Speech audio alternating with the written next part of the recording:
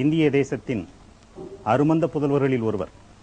பாரதி சொன்னதைப் போன்று, பாரத தேசம் பழம்பெரும் நாடு, நீரதன் புதல்வரின் நினைவகற்றாதீர் என்றார்.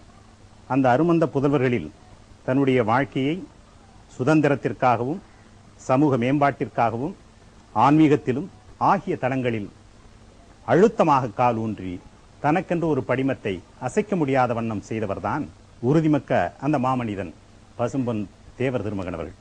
பசும்பொன் என்கிற தமிழ் சொல்லிலேயே பொன் கலந்திருக்கிறது. பொன்னோடு என்னவெல்லாம் கலந்திருக்கும் என்பது உங்களுக்கு அறிந்ததே. அந்த பசும்பொன்னும் தேவர் திருமகன் அவர்களும் பெயரிலேயே ஒருங்கிணைவதே நமக்கு ஒரு மா மந்திரமாக தெரிகிறது. மா திறமும் கூட. அந்த தேசாபிமானி தன்னுடைய வாழ்க்கையை 19வது வயதிலே தொடங்கி சமூக மேம்பாட்டிற்காக அரசியல் களத்தில் அந்நிய ஏகாதிபத்தியத்தை தளராமல் வீறுகொண்ட நெஞ்சத்தோடு எதிர்த்ததற்காக சிறை புகுவதற்கும் சிறைக்கு செல்வதற்கும் களப்பலியில் முதல்வராக நிற்பதற்கும் தன்னை அர்ப்பணம் செய்ய எப்பொழுதும் தயாராக நின்ற ஒரு மாமனிதன். அந்த மாமனிதனை நாம் ஒரு குறுகிய வட்டத்திலே அமிழ்த்துவிட முடியாது.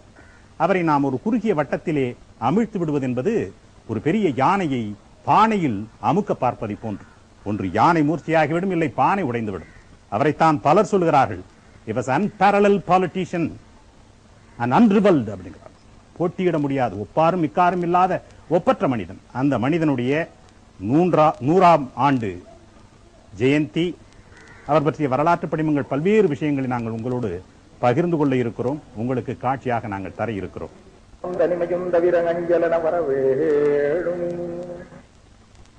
தந்தரண தந்தரண இண்டி குடி கொண்ட மட மண்டமன நின்ற முற சந்திமலை வம்பதொடி வெண்டி மௌளங்கு மொழிவே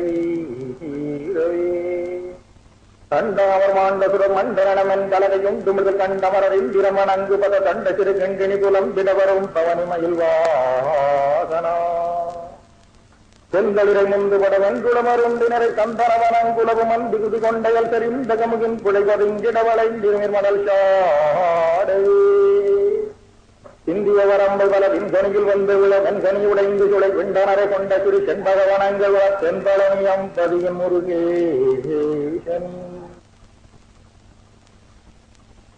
தலைவர் அவர்களே, தேசத்திற்காக சாகும் நிலைமை வரை தியாகத்தை செய்த சகோதரர்களே, இன்று எதிர்பாராத உற்சாகத்துடன் எங்கும் கண்டிராத பிரதிநிதிகளுடைய எண்ணிக்கையினுடன் இங்கு நடைபெறுகிற வைபவம் தமிழ்நாட்டை குறிப்பதாக இருப்பினும் இது இந்தியாவுக்கே ஒரு வழிகாட்டியாக நின்று இந்தியாவோடு மாத்திரம் நிற்காமல் அது கிழக்கத்திய நாடுகளாகிய ஆசிய ஆப்பிரிக்க நாடுகள் அத்தனைக்கும் ஒரு பெரிய உன்னத சக்திக்கு அஸ்திவாரமிட்டு அந்த அஸ்திவாரம் என்றும் வெள்ளை நிறம் அல்லாதவர்களை அடக்கியாளலாம் என்று கர்வம் கொண்டு பல நூற்றாண்டுகளாக தங்களுடைய அரசியல் அக்கிரமம், வஞ்சகம், சூது, நியாய விரோதம் இத்தனையும் நிறைய செய்து கொண்டு அடுத்தவர்களை முரடர்கள், தடியர்கள், பலாத்காரவாதிகள், நாங்கள் ஜனநாயகவாதிகள் என்று ஏமாற்றி இதற்கும் பல படித்த கூட்டத்தை தயாரித்து சிவிலைசேஷன்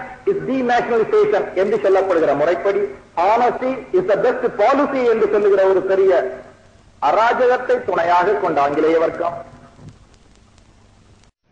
இந்த நாடு கொஞ்சமாவது உருப்பட வேண்டுமானால் இதற்கு ஒரு நல்ல எதிர்சக்தி வேண்டும், இது மாற வேண்டும் என்று எதிர்பார்க்கிற ஒரு புண்ணிய கைங்கரியத்தை தவிர இதில் எந்த விதமான லாபமும் எதிர்த்து நிற்கிறவர்களுக்கு இல்லை.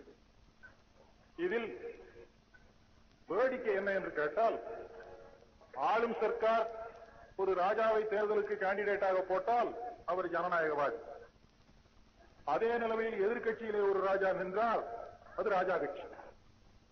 சொல்லுகிற நபரிடத்தில் ராஜா கிடையாதா? ராஜாக்கள் எல்லாம் போய் ரொம்ப காலம் ஆகிவிட்டது. அவர்களோடு சேர்ந்து நின்றால் அவர் ராஜா அல்ல, எதிர்கட்சியில் சேர்ந்தால் அவர் ராஜா. அதையும் சரித்திரமாக கொண்டாடுகிற பொழுது மே 10ஆம் தேதி வைத்தால் உண்மை சரித்திரம் வந்துவிடும் என்று அதை ஆகஸ்ட் 15ஆம் தேதிக்கு எடுத்துக் கொண்டு வந்து அதிலும் சரித்திர புரட்டை செய்வதற்கு நம்முடைய மேதாவிகளும் கருதுகிறார்கள். ஒன்றை கொண்டாடாமல் இருக்க வேண்டும், கொண்டாடினால் அதை சரித்திர முறைப்படி கொண்டாட வேண்டும். மே மாதம் 10ஆம் தேதி கொண்டாடினால் அது முக்கிய புரட்சி தலைவனுக்கு அது போய்விடும் என்று கண்டு நாளிடவிலேயே அதை பிற்காலத்தில் இருக்கிற போராட்டத்தோடு இணைத்து பழமையை மறைக்க நினைக்கிறது சரித்திரம். இதற்கு சதியாக நிற்கிறது புதிய ஆட்சி. அந்த 1857 நாம் வெற்றி காண வேண்டியவர்கள் வெற்றி கொடி ஊன்ற வேண்டியவர்கள். நம்முடைய பலகீனத்தால் நாம் தோற்றவர்களால் அன்றும் துரோகம். இந்த தேசத்தில் என்றுமே போராடுகிற கூட்டத்திற்குள் ஏற்படுகிற பிளவுதான் ஆங்கிலேயனுக்கு ஒரு பலமே தவிர ஆங்கிலேயனுடைய ராணுவ பலமோ ஆங்கிலேயனுடைய வீரமோ நம்மை அடக்கி ஆளவில்லை. நம் நாட்டினருக்கிடையே ஏற்படுகிற பொறாமை, சூழ்ச்சி, பலகீனத்தையும் கோழைத்தனத்தையும் வேதாந்த ரூபமாக பேசுகிற ஒரு பெரிய வஞ்சகம் இந்த நாட்டின் அரசியலை கெடுத்து வருகிறது. இந்த நிலைமையில் உங்களுக்கு நன்றாக தெரியும், a head can administrate, a shoulder can fight, but head and shoulder must combine to rule. புஜபல பராக்கிரமம் உடையவன் சண்டை போடலாம், நன்றாக படித்திருக்கிற மூளை உள்ளவன் நிர்வாகியாக நின்று நிர்வாகம் நடத்தலாம். அரசாட்சி புரிவதென்றால் ரெண்டும் கலக்காதவன் எக்காலத்திலும் எதையும் செய்ய முடியாது. இது சரிதான். ஆனால் துரதிருஷ்டவசமாக இந்த புஜபல பராக்கிரமும் சிரசும் ஒன்று சேர விடவே இல்லை தற்காலத்திய அரசு. காங்கிரஸ் என்று சொன்னால் சில பேர் நினைப்பார்கள் காந்தியடிகள் தான் உண்டாக்கினார்கள் என்று நினைக்கிறவர்கள் இன்னும் இருக்கிறார்கள், அல்லது நம்முடைய இந்திய தேசாபிமானிகள் உண்டாக்கினார்கள் என்று நினைக்கிறவர்கள் பெரும்பாலும். இரண்டும் பொய். காங்கிரஸ் உண்டாக்கப்பட்டு வளர்ந்து வந்ததின் பிறகு புது பாதையை தந்தவர் காந்தியடிகள். காங்கிரஸை தேசாபிமானிகள் உண்டாக்கவில்லை, காங்கிரஸை உண்டாக்கினவன் வெள்ளைக்காரன். பேச்சு பாதையில் தீர்மான பாதையில் கொண்டு போவதற்கு திட்டமிட்ட சதிதான் 1885 வருஷத்திலே காங்கிரஸ் என்பதை ஹியூம் என்ற வெள்ளைக்காரன் உண்டாக்கி அவன் முதல் லக்ராசன் அதிபதியாக அதற்கு அலங்காரம் செய்கிறான். அச்சக்கிருந்த வெள்ளைக்காரன் இந்த சின்னத்தனமான நபர்களை விட 1000 மடங்கு நல்லவன். அவன் தேர்தலை இப்படி நடத்த வேண்டும் என்று நினைத்திருப்பானே காங்கிரஸ் நசுக்கப்பட்டிருக்கு, காங்கிரஸ் இருந்திருக்க முடியும். அவர்கள் என்ன பதில் சொன்னார்கள்? சேவரம் மாதிரி பயமுறுத்தினால் உங்களுடைய மீட்டிங்குகளில் கூட்டங்களில் கலகம் வரவிடாமல் நாங்கள் பார்த்துக் கொள்ள முடியும். சுற்றுப்பிரயாணம் பண்ணுகிற ஊர்களுக்கெல்லாம் நாங்கள் ரிசர்வ் பந்தோபஸ்தை கொடுத்தால் தேவர் சின்ன மனிதன் அல்ல, போட்டோ எடுப்பார். தேர்தல் சுற்றுப்பிரயாணம் சர்க்காரே நடத்துகிறது என்று கவர்னருக்கு வயசாக்கி அந்த போட்டோவை அனுப்பினால் எங்களுடைய வேலைக்கு அவலட்சணம் ஏற்படும். ஆகையால் இந்த பந்தோபஸ்தை நாங்கள் கொடுக்க முடியாது என்று சொன்னார்கள். அப்படி சொன்ன ஒரு அந்நிய அரசாங்கம் இருக்க இன்றைக்கு எவனையும் சுடலாம், சுட்ட நபரில் 4 பேர் செத்தவன் என்று சொல்லிவிட்டு 7 பேர் செத்திருக்க 4 பேரை வைக்கப்படத்திலே போட்டு போலீஸ் ஸ்டேஷன்ல போய் மண்ணெண்ணெய் வாங்கிட்டு வந்து ஊத்தி எரித்து பிரேதத்தை மறைக்கலாம் என்கிற அளவுக்கு வருது இன்னைக்கு போலீஸ்.